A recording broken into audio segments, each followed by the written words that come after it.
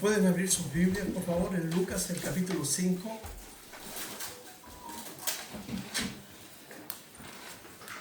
Este es un gran capítulo. Bueno, a la medida que avanzamos, vamos a ir aprendiendo, las cosas que el Señor Jesucristo quiso darle a sus discípulos con el propósito de entrenarlos para lo que se venía. Solamente decir una cosa que creo que es importante para que lo tengan allí, del capítulo...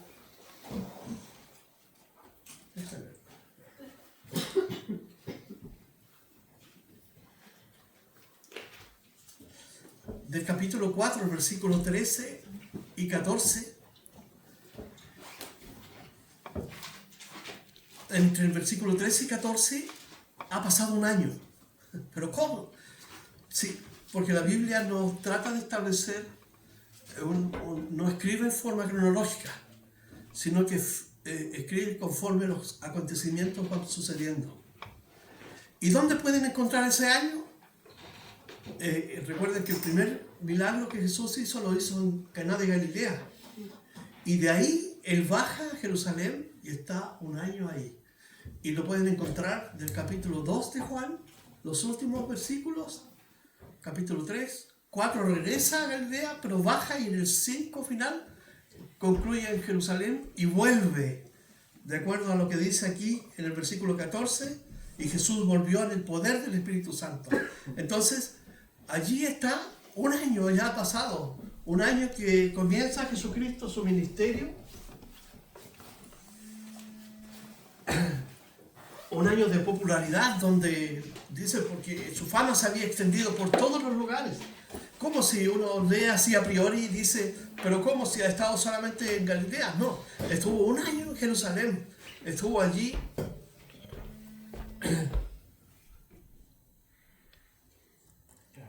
Apáguenlo nomás. Sáquenlo de ahí, por favor. Nuevamente, ¿dónde está ese capítulo o ese año? En Juan. Ahí lo pueden encontrar. Jesús hace grandes cosas. El relato. Allí, Andrés, hermano de Pedro, conduce a Pedro, le enseña a Jesús. Allí está Natanael, la historia. Bueno, hay varias cosas, pero la cosa es que un año. Entonces ha pasado y ya vimos el domingo pasado que Jesucristo vuelve a Jerusalén, llega a Nazaret, es rechazado en su propia tierra y ahora, ¿cierto? Está al final del capítulo 4, está sanando, está ministrando a la gente ha llegado en multitudes porque quieren conocerlo, han oído de él, su fama está ya no tan solo en Jerusalén, Judea, sino en toda Galilea y por los contornos. Entonces estamos en el año de la popularidad de Jesucristo y va a comenzar ahora su segundo año de ministerio, y en el tercer año es el tiempo de rechazo del Mesías, de Jesucristo. Entonces el primer año irrumpe, ¿cierto?, en el poder del Espíritu Santo, y ahora en el capítulo 5 Jesucristo entonces va a llamar a sus primeros discípulos. Pero ¿cómo? Si ya conocía a Mateo, sí, o sea, claro, a Mateo, a Andrés, a Pedro, a Andrés, lo conocía, sí, pero que ahora va a ser el llamado ya de forma específica, como vamos a ver en el capítulo 5, aquí en este libro. Vamos a entrar entonces diciendo lo siguiente: aconteció que estando Jesús junto al lago de Genesaret, interesante porque Mateo y Marcos le llaman Mar de Galilea, pero es un lago, y Lucas, como es un historiador, él hace la referencia como corresponde. Lago de Genesaret es un mar de 22 kilómetros por 11 kilómetros de ancho, es enorme, ¿ya? Es enorme. Entonces, él van allí al lago de Genesaret. Estamos en la Galilea. Recuerden que en Galilea hay casi 3 millones de personas. Hay más de 204 aldeas. Cada aldea tiene su propia sinagoga. Entonces Jesucristo recorrió todos esos lugares predicando acerca del reino de Dios, y siempre era invitado a las sinagogas a enseñar. Pero aquí está en el lago, va al lago de Genesaret. Dice, el gentío se agolpaba sobre él para oír la palabra de Dios. interesante porque había un hambre de Dios en aquel tiempo. La multitud o las gentes estaban cansados, sobre todo la gente de Galilea que tenía que bajar, ¿cierto?, a Jerusalén, donde la ortodoxia y el legalismo de las normas, ¿cierto?, o de la ley de Moisés eran tan acentuadas, eran tan rígidas. En Galilea eran un poquito más abiertos por la influencia del mundo griego. Entonces ellos estaban cansados de la religión, porque la religión no trae libertad. Y realmente la religión nunca trae libertad. Cuando miramos el escenario del mundo actual, encontramos millones de religiones, pero encontramos las mismas personas tratando de ser felices, de buscar su propósito en la vida, sentido, pero no lo encuentran porque la religión no provee eso. Y aquí no hay diferencia entre el primer siglo en que estamos estudiando y el siglo XXI. Porque la condición del corazón es el hombre, pero la gente se agolpaba, querían saber quién era este Jesús. Y venían de todas partes, ¿cierto? Querían conocerle.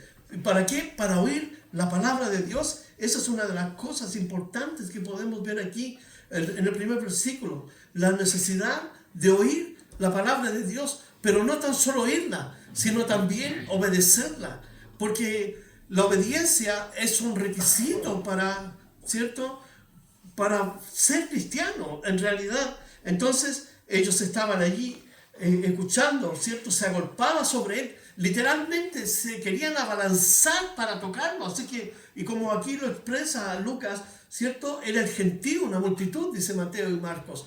Recordemos que Marcos y Mateo, ¿cierto?, están escribiendo sobre el mismo relato, ¿cierto?, desde otra perspectiva, pero es el mismo punto. Marcos es la fuente donde Lucas se nutre, Mateo igual, además de toda, ¿cierto?, toda la tradición oral en la comunidad cristiana. Entonces se agolpaba sobre él para oír la palabra de Dios. Y una de las cosas es que ellos querían tocarle. Las motivaciones que vimos la semana pasada, que muchos se acercaban porque solamente querían recibir beneficios, pero otros realmente querían saber de Dios. Y para saber de Dios tenían que escuchar a Jesucristo. Porque Jesucristo es el camino, Jesucristo es la puerta que nos conduce a Dios. No es la Virgen María, no son los curas, no son los pastores, es la palabra de Dios que nos enseña que Jesucristo es el camino. Así que la palabra de Dios nos enseña aquí el mismo Señor Jesucristo en el capítulo anterior, que el hombre tiene que alimentarse de la palabra de Dios. Ese es un requisito en la vida del cristiano. Cuando Satanás lo tentó, le dijo: convierte, si eres hijo de Dios, convierte esta piedra en un trozo de pan. Y Jesucristo respondió con el Deuteronomio 8:3, le dijo: escrito está, no solo de pan vivirá el hombre, sino de toda palabra que proviene, Mateo dice, de la boca de Dios. Entonces, la palabra de Dios es un alimento que nutre nuestra vida.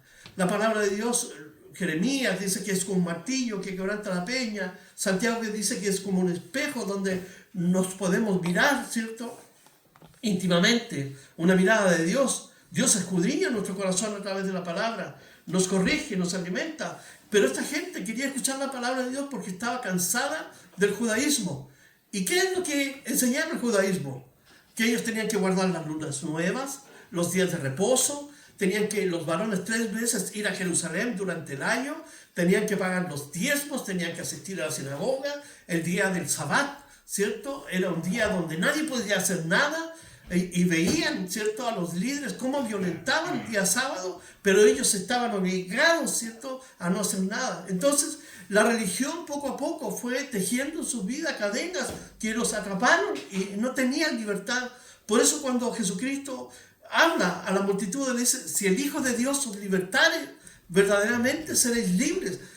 ¿Libres de qué? No tan solo del pecado, pero de la vida religiosa que muchas veces, ¿cierto?, atrapa al hombre. Y muchas veces puede suceder también a la vida del cristiano, que puede llevar una vida así plana en su relación con Dios y está contento con algunas cosas, pero la vida cristiana es una vida de relación. Así que ellos estaban cansados de eso. Por ejemplo, Pablo le dice a los Gálatas, que era una congregación de mixtura de gentiles y judíos, le dice: nadie juzgue en comida, en bebida, en días de fiesta, en lunas nuevas, en días de reposo, en la circuncisión. Entonces todo eso achataba a la gente. Entonces la única que ellos querían ver a Jesucristo. Y como estaba en el lago de Genesaret, venían de todas las aldeas de Galilea. Recuerden, estamos hablando casi 3 millones de personas que están viniendo, no digo todos, pero una gran multitud está viniendo a ver a Jesucristo. Y fíjense, dice el versículo 2, que Jesús dice: y vio 2 barcas que estaban cerca de la orilla del lago, y los pescadores, habiendo descendido de ellas, lavaban sus redes. Esto nos habla que ellos ya habían estado toda la noche pescando y que estaban en el proceso ahora, ¿cierto?, de limpiar los utensilios que son propios de su trabajo. En el primer siglo la pesca era una parte importante en el sustento de la vida de las personas y en el comercio de aquel lugar. Y como vemos aquí, Pedro, Andrés su hermano, Juan y Jacobo y otras personas más, pero aquí puntualmente ellos, son parte de esta productividad, ¿cierto?, que está relacionada con la pesca, ¿cierto? Los peces del lago de Genesaret eran una industria que proveía, ¿cierto? Y Galilea era un centro comercial. Entonces estaban ahí vendiendo, transando, pero algo especial pasó aquí con ellos, porque ya habían descendido de sus barcas, estaban lavando las redes, y Jesús, entrando en una de ellas, la cual era de Simón, y Lucas le pone atención que Pedro era el dueño de esta barca, y le llama Simón, fíjese, y no Pedro, le rogó que la apartase de la tierra un poco, y sentándose en ella, ¿cierto? Sentándose, enseñaba desde la barca a la multitud. Qué interesante que Jesús usa la barca de Pedro y, ¿cierto?, entran un poco en el lago, lejos de la orilla, y comienza a enseñar. Lucas no nos dice que enseñó. Cuando miramos Mateo, Marcos e inclusive el Evangelio de Juan, nos encontramos con distintas enseñanzas que Jesucristo le dio a la gente. Por ejemplo, en Mateo 5 encontramos las bienaventuranzas, en Mateo 13 las parábolas, en fin. Y así en Marcos encontramos otras enseñanzas. Aquí en Lucas también están las bienaventuranzas. Pero Jesús tenía un marco enorme de enseñanza. Pero el punto central y el foco central era el arrepentimiento, porque el reino de los cielos estaba cerca. Ese era el punto central, porque era una enseñanza común a todo el pueblo de Israel. Israel estaba esperando el reino de los cielos. Las profecías apuntaban que Dios iba a entronar su reino por medio de David, ¿cierto?, en Jerusalén, pero a través del Mesías, pero no como ellos pensaban que iba a suceder. Algunos tenían inclusive la idea de que serían 2 Mesías que llegarían, uno político y uno religioso. Entonces había una confusión. Por eso Jesús quería sacarlos de la oscuridad donde estaban. La enseñanza nos saca de la ignorancia. Por eso cuando vamos a la palabra de Dios, la palabra de Dios dice que es útil para corregir. ¿Para corregir qué? Aquellas cosas que están erradas en nuestra vida. Probablemente alguna idea respecto de Dios, alguna idea respecto de Jesucristo o del Espíritu Santo, o una idea de mi propia vida cristiana. Entonces nos corrige, nos sitúa en el lugar correcto, la palabra de Dios. Y Jesucristo estaba allí enseñándole a la gente acerca del reino. Como Lucas no especifica qué estaba enseñando, podemos asumir que él estaba enseñando las prerrogativas del reino de los cielos. Y las prerrogativas del reino de los cielos eran 2. Arrepentirse, como predicó Juan Bautista, arrepentirse. ¿Por qué? Porque el arrepentimiento era una señal, ¿cierto?, de que algo estaba sucediendo o sucedió en mi corazón. Y una vez que me arrepiento, entonces la demanda era obediencia y hacer frutos dignos de justicia. Es decir, que mi vida fuera, ¿cierto?, en realidad un testimonio de que lo que yo había confesado por medio de arrepentimiento se reflejara en mi diario vivir. Yo debo vivir conforme a aquello que creo. Y cuando mi credibilidad o mi creencia respecto de Dios es débil, entonces mi vida puede fluctuar, un día sí, otro día no. Pero cuando yo tengo un encuentro personal con Jesucristo, entonces toda mi vida gira en torno a Jesucristo. Mi creencia, mi vida, mi fruto, todo lo que hago, todo lo que pienso, todo lo que digo, está relacionado con Jesucristo. Entonces, aquí Jesucristo estaba enseñándoles a ellos, ¿cierto? A las multitudes, porque era un gran gentío. Alguien se puede preguntar, pero ¿cómo podía enseñarle a estas multitudes si no tenían, por ejemplo, micrófonos, no tenían parlantes? Bueno, es interesante porque en el lago de Genesaret o el mar de Galilea hicieron una prueba, ¿cierto? Donde las personas se instalaron y hablaron hacia la gente, hacia la tierra, hacia las personas que estaban allí, y se produce un efecto como de la onda que se produce allí, que la gente puede escuchar claramente lo que se está diciendo. Así que Jesucristo, como era omnisciente y conocedor de todas las cosas, de las leyes físicas, por eso es que Él se sentó encima de la banca. ¿Para qué? Para hablar a las multitudes. Y eso es interesante, enseñar. Jesús, fíjense, enseñaba a la gente, pero predicaba en las sinagogas. Jesús predicó en el templo. Jesús predicó en la montaña, en el desierto, en el cementerio. ¿Se recuerdan el endemoniado de Gadareno? Y cuando su amigo Lázaro también, él enseñó ahí. Y ahora lo está haciendo desde una barca.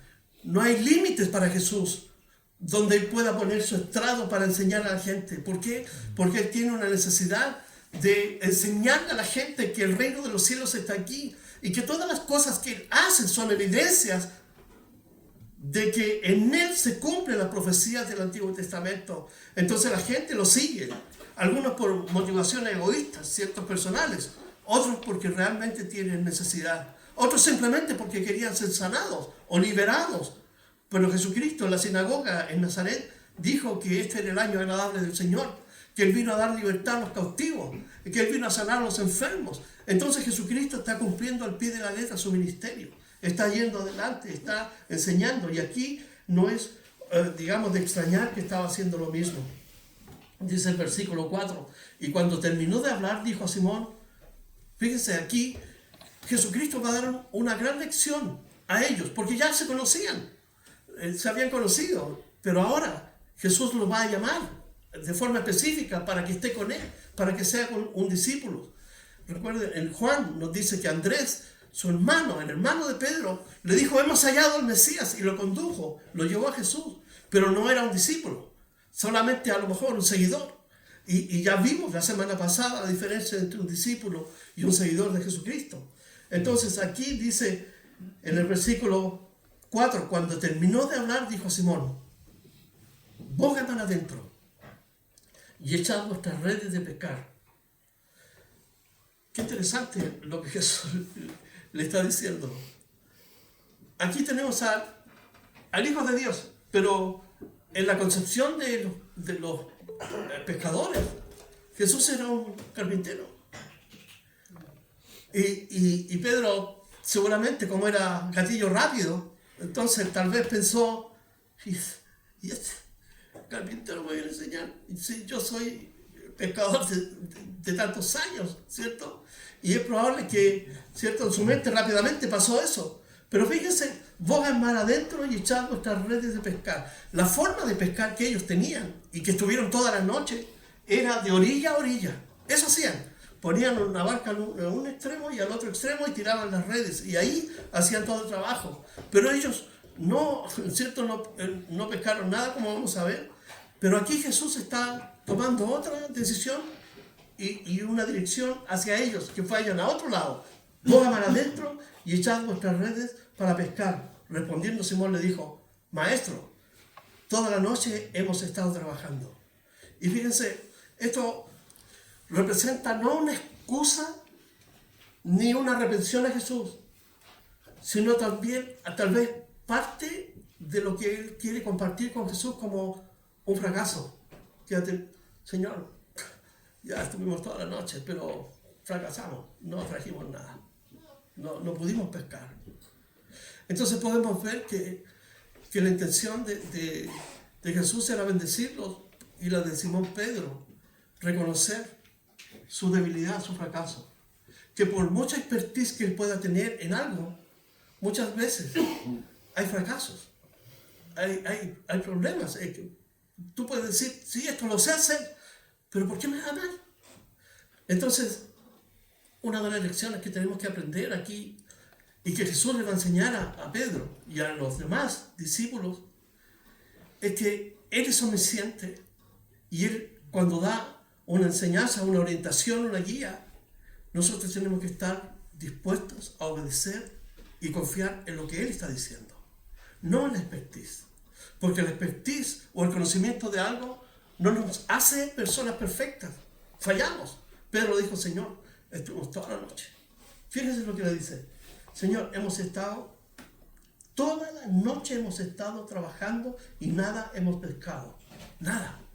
O sea, fue un día horrible.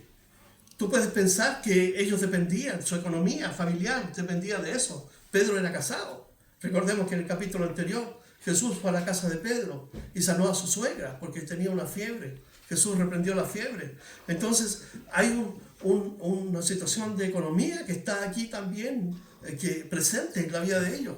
Hay un fracaso. ¿Qué vamos a llevar a nuestra casa? No tenemos productividad. Tal vez a otros les fue bien, pero a nosotros nos fue mal.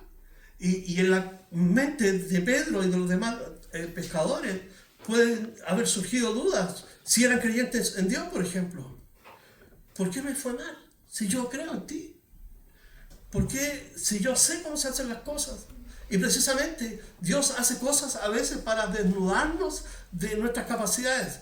No para humillarnos, sino para mostrarnos que cuando confiamos en Él, no valen nuestras habilidades que podamos tener, sino nuestra confianza y nuestra fe en el Señor. Fíjense, le dijo: boga mar adentro y echad vuestras redes para pescar. Maestro, toda la noche hemos estado trabajando y nada hemos pescado. Y aquí hay una palabra que él usa que es sumamente importante, que refleja su humildad y la obediencia. Dice: más en tu palabra.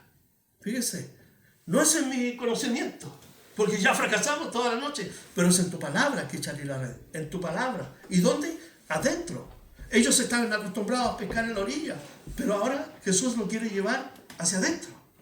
Hacia adentro. Entonces, una de las cosas que tenemos que aprender brevemente, si podemos aplicarlo, es que en la orilla, ¿cierto?, de la playa, ahí en la orilla de ese lago, es fácil estar ahí, porque ahí uno tiene cerca todo. Rápidamente se puede bajar si tiene necesidad de comprar algo, de tener algo, está la gente, está la familia, está en todo. Pero Jesús nos quiere llevar hacia adentro, a una relación, voy a aplicarlo así, a una relación más profunda, para que les conozcamos mejor, donde nuestras habilidades, nuestro conocimiento, ¿cierto?, descansen en Él, donde oyendo hacia adentro, donde hay más profundidad, ¿cierto? Tal vez perdemos el sentido de seguridad, porque es profundo. Tal vez algunos de ellos ni siquiera sabían nadar. Entonces había un riesgo probable que se pudieran ahogar, porque en una oportunidad, ¿cierto?, Pedro se estaba ahogando y podía haber recurrido a nadar.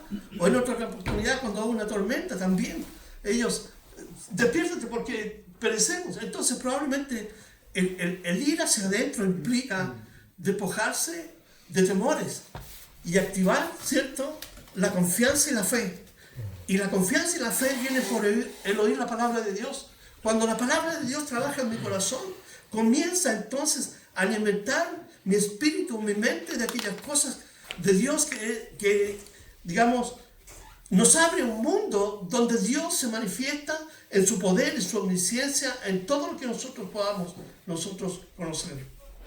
Pero antes de eso, es interesante que Jesús estaba enseñando, ¿cierto? Estaba predicando. Nosotros tenemos un mandato de predicar la palabra de Dios.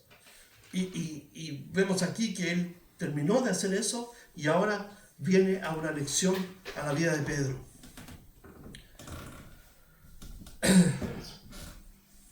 El fracaso es parte del aprendizaje. Nos enseña a ser humildes. Y muchas veces cuando nuestra relación con Dios es inconstante, el enemigo se aprovecha para que culpemos a Dios de nuestros fracasos. Dios nos enseña a ser humildes, no nos humilla. El diablo quiere humillarnos.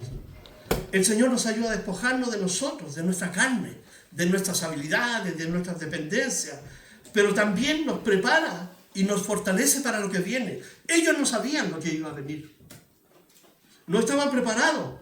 Pero cuando uno descansa en Dios, Dios, ¿cierto?, abre caminos para bendecirnos, para ayudarnos. Pedro no reprochó a Jesús por lo que le dijo.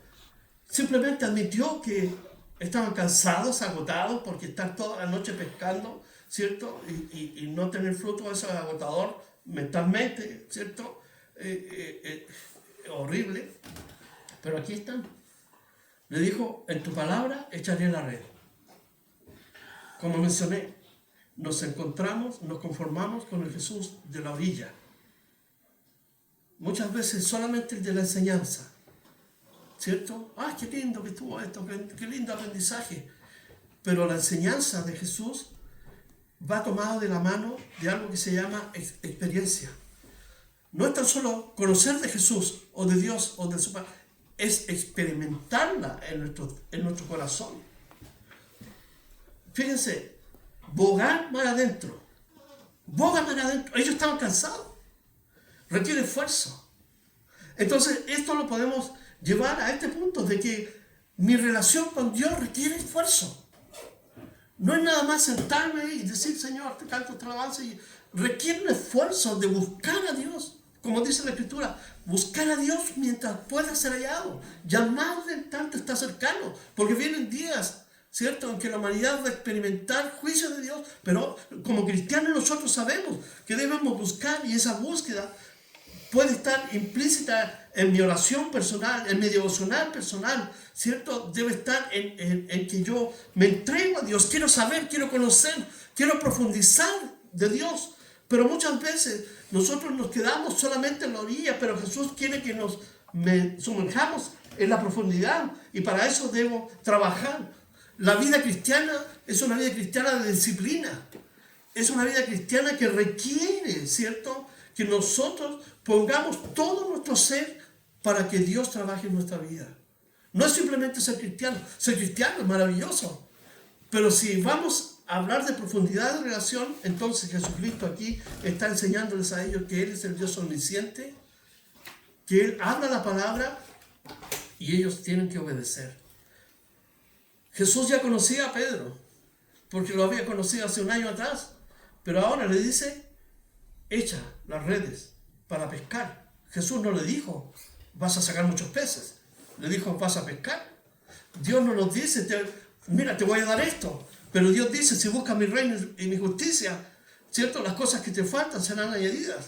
No nos dice cuáles cosas, pero Él dice que Él va a suplir nuestras necesidades. Porque por el contexto habla de la ropa, de la comida, de todo eso. Pero aquí no les dice que los va a bendecir con gran pesca. Simplemente le dice, boga mar adentro. Vuélvanse de nuevo. Ya habían limpiado las redes, tenían todo listo. Entonces ahora vuelta de nuevo al agua. Imagínense lo que pasó en la mente de ellos. Pero dijo algo que Dios siempre celebra en la vida de un hombre y de una mujer. Señor, soy débil. Señor, tengo problemas. Señor, he fracasado, tú sabes, Señor. Pero en tu palabra, Señor, voy a confiar. Lo que tú me dices es verdad. Por lo tanto, voy a creer en lo que tú me estás diciendo que haga. Dice en el versículo 6, y habiéndolo hecho, dice, es decir, metieron todos los utensilios, todas las cosas, los anzuelos seguramente, todo, ¿cierto?, los remos, de nuevo el agua, habiendo hecho todo eso, dice, se fueron a la profundidad y encerraron gran cantidad de peces y su red se rompía. Entonces dice, hicieron señas a los compañeros que estaban en la otra barca. ¿Quiénes eran? Juan y Jacobo, su hermano, hijos de Zebedeo, cuya madre era Salomé. Salomé, hermana de María. Así que Jesús y Juan y Zebedeo eran primos. ¿Se dan cuenta cómo trabaja Dios? Y estaban ahí. Entonces le hicieron señas dice a los compañeros que estaban en la otra barca para que viniesen a ayudarles. Y vinieron y llenaron ambas barcas de tal manera que se hundía. Viendo esto, Simón Pedro cayó de rodillas ante Jesús diciendo: apártate de mí, Señor, porque soy hombre pecador. Entonces, el milagro ocurrió. Cantidad de peces que ya rompieron las redes. O sea, era una pesca maravillosa en un lugar que ellos ni pensaban que podía ocurrir. Y por eso que nosotros, cuando nos miramos frente a Dios, ¿cierto? Bueno, descubrimos que somos tan finitos, tan limitados frente a un Dios todopoderoso y finito. Y como Él es omnisciente, Jesús dijo: ahí están los peces. Y Él tal vez pudo haber dado la orden: peces, reúnanse, porque de Jehová es la tierra y su plenitud del mundo y los que en Él habitan. Él es dueño, Él fue el creador de todo. Entonces Él podía haber hecho con su gesto una orden, ¿cierto? Pero allí estaban los peces, era cantidad. Y todo fue porque Pedro tuvo la sensibilidad, reconocer su fracaso, reconocer la autoridad de la palabra de Jesús. Y ahora podemos ver que el trabajo que Dios está llamándolos a hacer es un trabajo mancomunado, es un trabajo en equipo. Pedro no quiso, ¿cierto? No fue egoísta, no tomó para sí. Él quiso compartir con otros. ¿Y quiénes eran? Los otros, sus amigos. El trabajo en la obra de Dios es un trabajo en equipo, es un trabajo, ¿cierto?, compartido. Cada uno, ¿cierto?, cada cual hace su labor a la cual Dios lo está llamando. En este caso, están recogiendo peces, están trayéndolos, pero Jesús está detrás porque quiere darle una lección a ellos. Porque el punto crucial de la enseñanza de Lucas aquí no son los peces, sino la omnisciencia y el poder de Jesucristo. Y que frente a su palabra las cosas ocurren. Entonces, Él quiso darle una lección a estos hombres, hombres de trabajo, hombres de madrugada que se levantaban, ¿cierto?, hombres brutos, si uno pudiera decir. Pero aquí estaban estos hombres. Jesús les estaba enseñando que Él es Dios, Señor de todas las cosas. Entonces, ¿por qué hizo eso Jesús? Porque Él quería enseñarles una gran lección para que ellos reaccionaran frente a su omnipotencia. Entonces, dice el versículo 8, viendo esto, Simón Pedro cayó de rodillas. Esto muestra lo que hay en el corazón de Pedro. Él tenía una inclinación, ¿cierto?, hacia Jesús. Pero ahora no tan solo hay una admiración y un reconocimiento, sino que hay una entrega. El texto nos habla de esto, porque Él dice que cayó de rodillas ante Jesús. ¿Y quién va a caer ante rodillas de Jesús? ¿Quién puede doblar sus rodillas ante Jesús?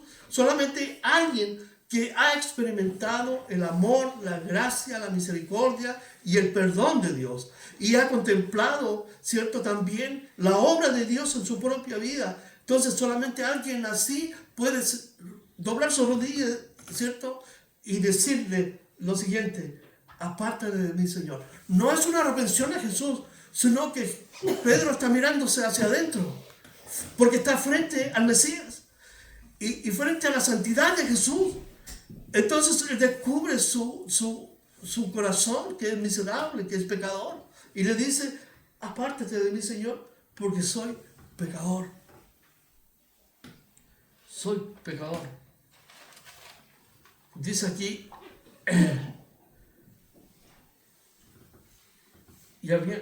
dice, cayó de rodillas.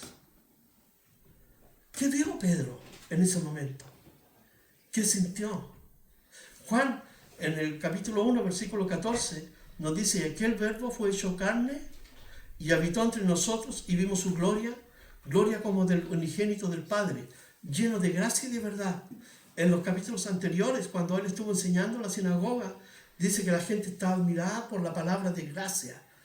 Entonces, Pedro está impactado por la presencia potente de Jesucristo. ¿Y cuál fue su reacción? La misma de Isaías, en Isaías 6:5, si pueden ver ahí. En el año que murió el rey Uzías, Isaías era parte de los profetas que vivían en el palacio, en el templo. Y era un hombre de la aristocracia. Era un profeta que estaba al servicio del rey. Pero algo ocurrió porque él vio, en el año que murió el rey Isaías, vio a Jehová sentado en su trono y vio los seres que cantaban santo, santo, santo. Y mire el versículo 5 de Isaías 6, cuando después de ver la majestuosidad, porque él vio a Jesucristo sentado en su trono, porque las Escrituras dicen que Dios habita en la luz inaccesible y que ningún hombre puede verlo. Entonces, ¿a quién vio? Vio a Jesucristo en su majestad, en su gloria. Entonces dije, ay de mí, dijo Isaías, que soy muerto, porque soy hombre inmundo de labios y habitando en medio de pueblo que tiene labios inmundos. Han visto mis ojos, ¿a quién? Al Rey, a Jehová de los ejércitos. Entonces, esta misma impresión es la que encontramos aquí con Pedro, cuando le dice, apártate de mí, Señor, porque soy hombre pecador. Soy un hombre pecador. Y qué increíble, porque la santidad de Jesús o de Dios, el Padre y del Espíritu Santo, debiera conmovernos a nosotros, en el sentido de nuestra necesidad de Él.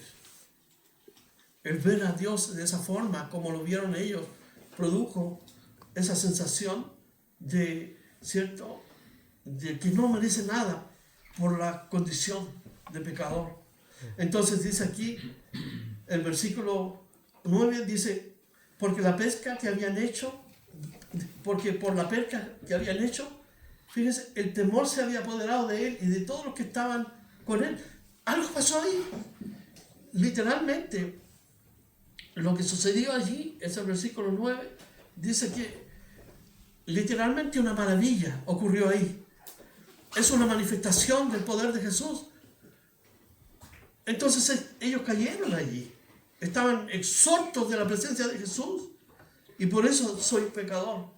Entonces dice aquí, porque por la pesca que habían hecho, el temor se había apoderado de él y de todos los que estaban con él. Y asimismo, de Jacobo y Juan, hijos de Zebedeo, que eran compañeros de Simón, porque Jesús dijo a Simón, no temas, desde ahora serás pescador de hombres. Este entonces es el sentido que Lucas busca aquí en este texto, que él quiere compartir a la comunidad, a la iglesia, de que Jesús, aunque los conocía, pero Jesús ahora, por medio de esta manifestación que realiza en el lago de Genesaret, muestra su omnipotencia, su omnisciencia, su santidad, ante la cual Pedro y los amigos se rinden. Y ahora Jesús le dice, ahora no tan solo vas a pescar pescados, ¿cierto? Sino que ahora vas a pescar hombres, porque ahora ya sabes quién soy. Entonces, imagínate, ellos tuvieron esa experiencia ahí, en esos botes, entonces le dice, desde ahora serás, no por una vez, sino de forma continua, desde ahora hasta el final de tu vida, hasta cuando te vayas a la presencia de Dios. Ese verbo es continuo. Entonces, el llamado que Dios les hizo fue de una vez hasta al final de sus días. Eso es interesante. Pedro recibe el llamado de no temer, ¿cierto? No temas, no temas. Entonces, ahora, Cristo, fíjense qué hace, redefine en una barca insignificante tal vez, que se está haciendo agua, donde experimentó el fracaso, pero ahora experimenta la presencia de Jesús. Jesús redefine la vida de él, en propósito, en sentido, en todo. Porque ya no basta con lo que hacías, porque ahora me perteneces, te llamo y ahora serás pescador de hombres. Entonces, una de las cosas que Dios siempre hace, en cada momento, redefine el propósito que Él tiene a nosotros para nuestra vida. Y esto nos lleva a una conclusión de que Dios le da sentido, propósito total a nuestra vida, a nuestra existencia, cuando estamos en sus manos, cuando entramos en una relación personal con Él. No es una vida vacía, de fracaso, es una vida llena de experiencia y de emociones. Y esto es lo que ellos están aprendiendo aquí. Los haré pescadores de hombres. Así que Dios nos llama a todos para ser salvos, pero llama a hombres en este último tiempo para servirles Porque Él quiere usarlo para alcanzar hombres, para hacer los pescadores de hombres. Por ejemplo, llamó a Isaías 6:8, dice, después oí la voz, después que él se sintió pecador, dice, oí la voz del Señor que decía, ¿quién enviaré? ¿Quién irá por nosotros? Entonces respondí yo, heme aquí, envíame a mí. Se buscan en Romanos, el capítulo 10.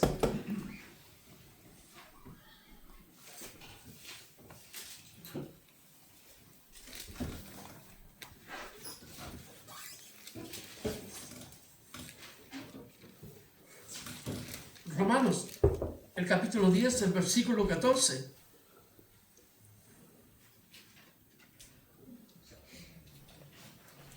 Dice así,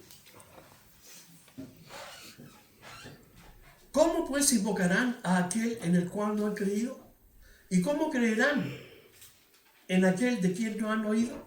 ¿Y cómo oirán sin haber quien les predique? ¿Y cómo predicarán si no fueren enviados?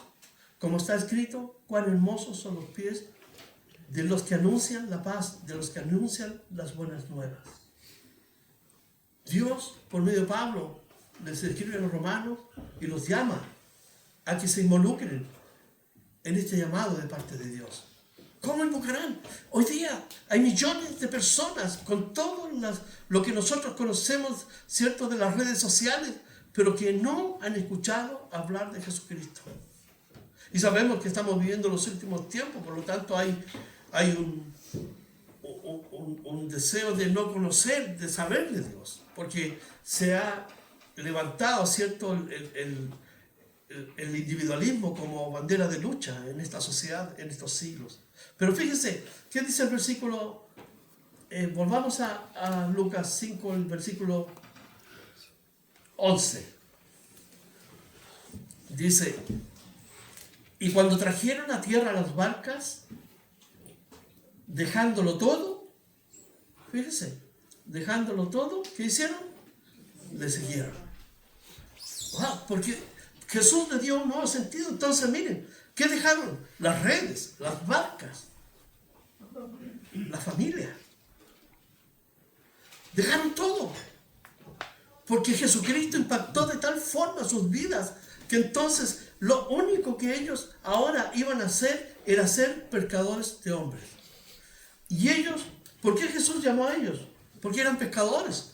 Estaban habituados a la rutina de levantarse temprano, de navegar, ¿cierto?, de trabajar, de limpiar, en fin, ellos sabían. Entonces eran hombres decididos, hombres aguerridos. Dios siempre llama a hombres, ¿cierto?, que siempre tienen un deseo de conocer, de buscar, de aprender. Hombres que están, ¿cierto?, en los bosquillas, que digo yo. Dios llama a hombres para servirles. Ellos dejaron todo. Y fue una renuncia total, absoluta, porque dejaron su seguridad económica, a pesar de que esa noche no le había ido bien, pero dejaron su seguridad económica, las redes, la barca, el sustento. Confiaron que Jesús le iba a suplir sus necesidades. Pero ellos, ¿qué hicieron? Pusieron su confianza absolutamente en el Señor. Ellos confiaron. Pedro confió en Dios. La obediencia no es un antojo, ¿cierto?, emocional. La obediencia es un requisito que está en nuestra voluntad para someternos a Dios, para obedecerle. La obediencia es transversal en todas las áreas y las facetas de nuestra vida. Por ejemplo, Pablo dice en 2 Corintios 10:5, llevando todo pensamiento a la obediencia a Cristo. Nuestros pensamientos deben estar obedientes a Cristo. En Efesios 6:1 dice que los hijos deben obedecer a los padres cuando están con ellos, ¿cierto? Y en Hebreos 13:17 dice que hay que obedecer a los pastores. No en el sentido que lo usan otros, sino... Entonces la obediencia es un prerequisito en este caso, y la fe y la confianza. Ellos confiaron en Dios y el milagro se produjo.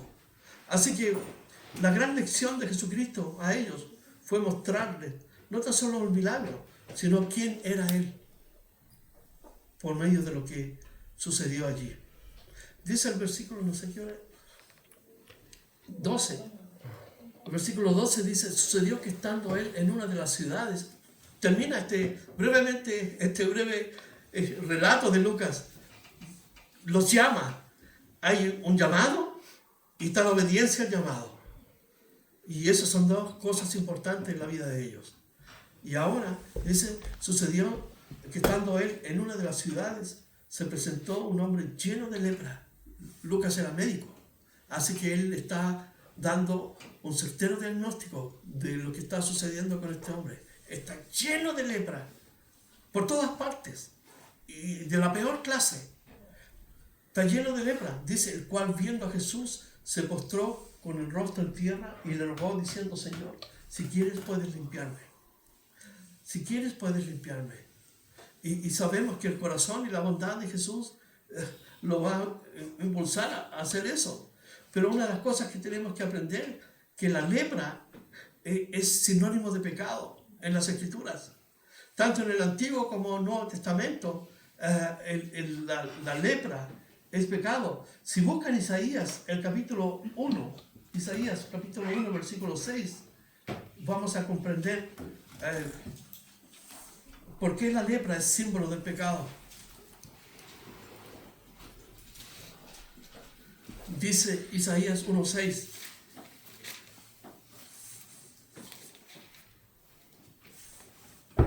Dice, desde la planta del pie hasta la cabeza no hay en él cosa sana, sino herida, hinchazón y llaga y podrida llaga.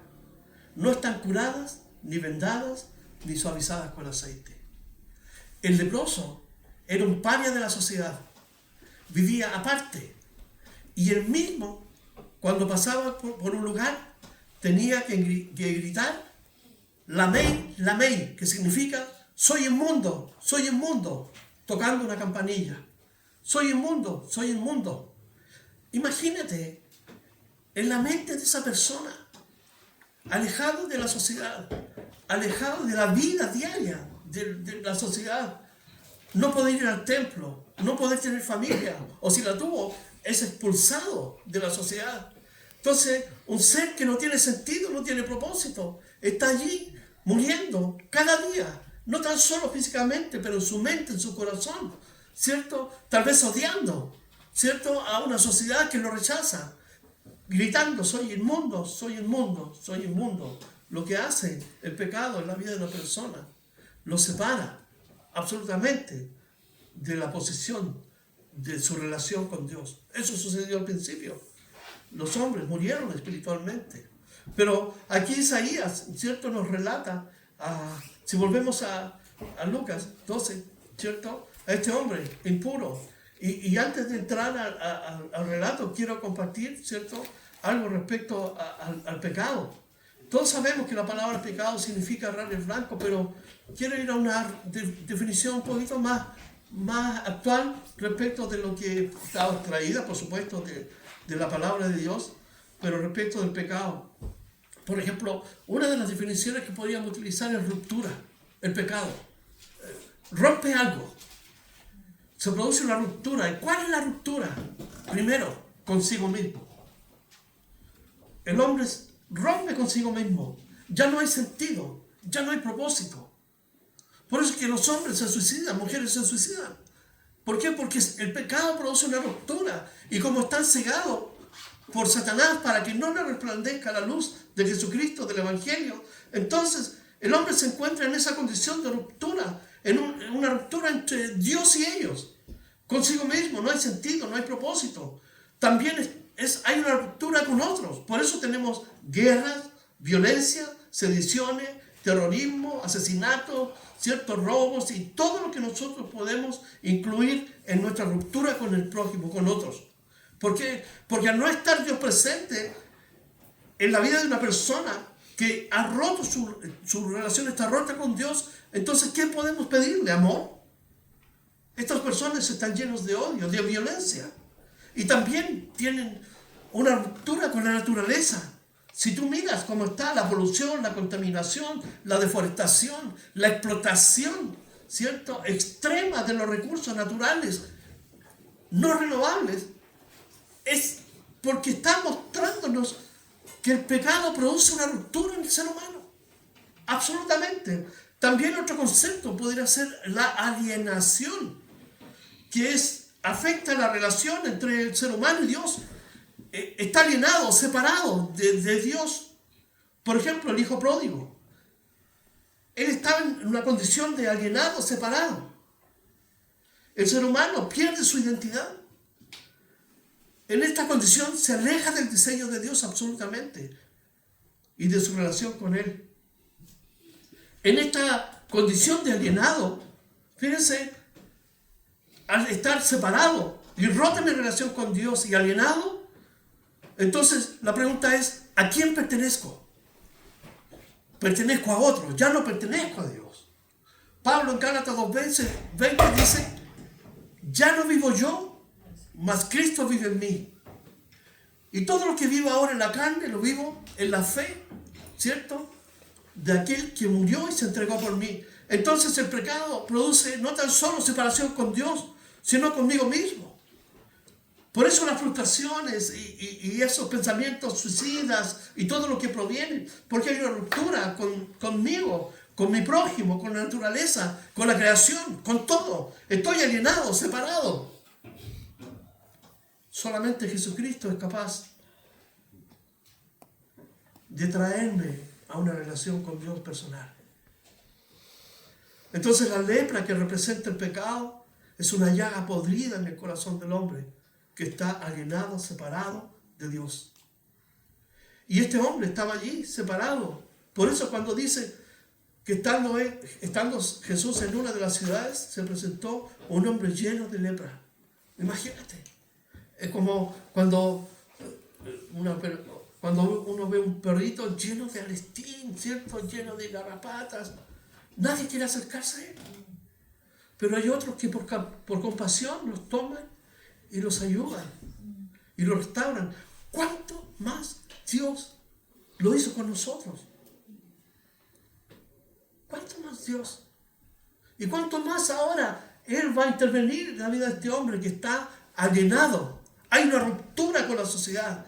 Está separado, inclusive consigo mismo, debe tener grandes problemas, pero va a Jesús porque Él sabe que es la fuente de sanidad, de perdón y de ayuda. Y cuando Él dice, Señor, si quieres puedes limpiarme, lo usa en términos Señor, coloquiales, en términos que lo usa la gente del mundo. Dios, Señor, porque solamente alguien que experimenta una relación personal con Dios, como Pedro en la barca, puede decirle, Señor. Solamente una persona que ha renacido de nuevo y ha experimentado un cambio, una transformación por el poder de Dios, llama a Jesús Señor. Pablo dice, nadie llama al Señor Jesús Señor si no es por el Espíritu Santo que vive en nuestros corazones. Entonces cuando lo dijo Señor, no lo dijo en los términos de Curios, el Redentor, sino de una forma general. Si quieres puedes limpiarme. Entonces extendiendo la mano, lo tocó. Fíjense, significaba contaminarse ceremonialmente ante la ley. Pero Jesús estaba por sobre la ley en el sentido de que no la violó porque Él cumplía la ley. Pero su compasión, su fidelidad, su misericordia está por sobre aquello que nosotros los hombres podamos tener como por rectos.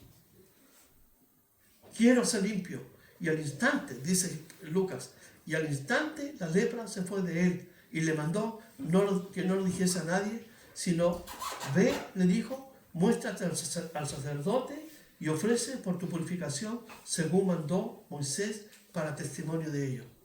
Moisés, entonces, en Levíticos 14 enseñó que si eras purificado de la lepra, tenías que llevar corderos, si no un corderito, y si no dos aves.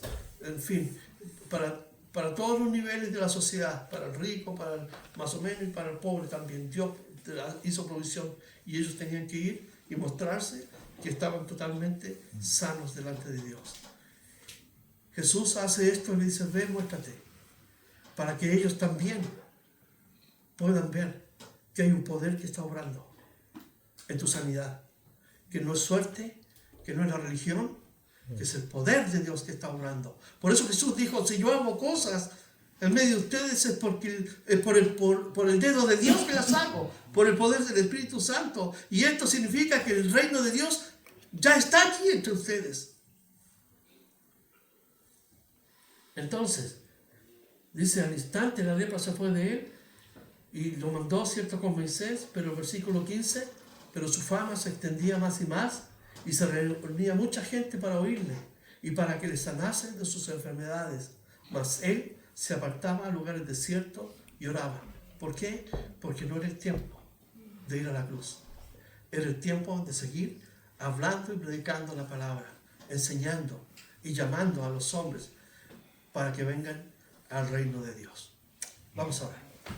Padre, te damos gracias esta mañana por Jesucristo nuestro Señor, porque no tan solo es el que fue a la cruz, pero ese es el Dios que nos sana, el Dios que nos ayuda en nuestras debilidades, en nuestros fracasos, en nuestros problemas, pero también el que nos llama a la obediencia y a ir a una relación más profunda con Él.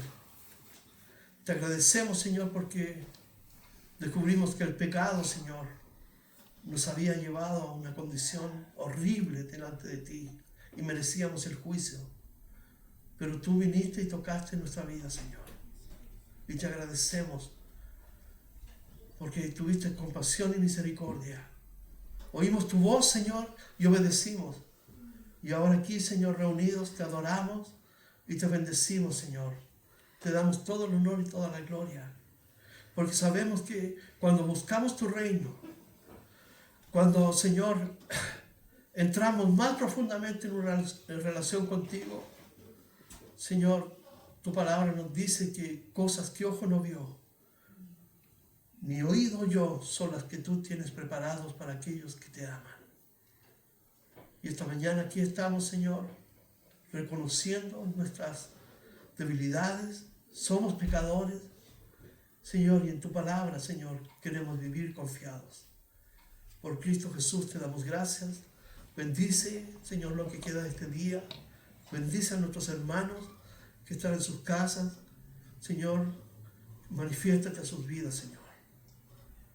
Y que podamos obedecerte, Señor, en todo lo que dice tu palabra. Someter nuestra voluntad a tu voluntad, Señor. Morir en esa cruz, Señor, para que tú reines en nuestro corazón. En el nombre de Jesús. Amén y amén.